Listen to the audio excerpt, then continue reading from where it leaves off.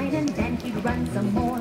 He'd walk, he'd trot, he'd run, he'd gallop and gallop and gallop. He'd walk, he'd trot, he'd run, he'd gallop and gallop and gallop and gallop and gallop.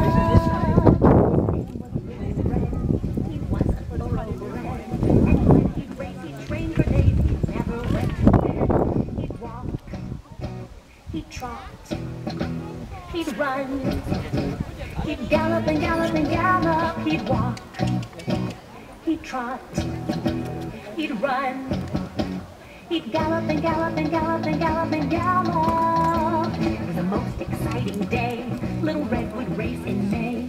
I'll run for the roses, Dad explained. 2 minutes was all the way. On your mark, get set and go. The horses in a row. But Little Red ran past them all. He won the race and show. He'd walk, he'd trot, he'd run, he'd gallop and gallop and gallop. He'd walk, he'd trot, he'd run, he'd gallop and gallop and gallop and gallop and gallop.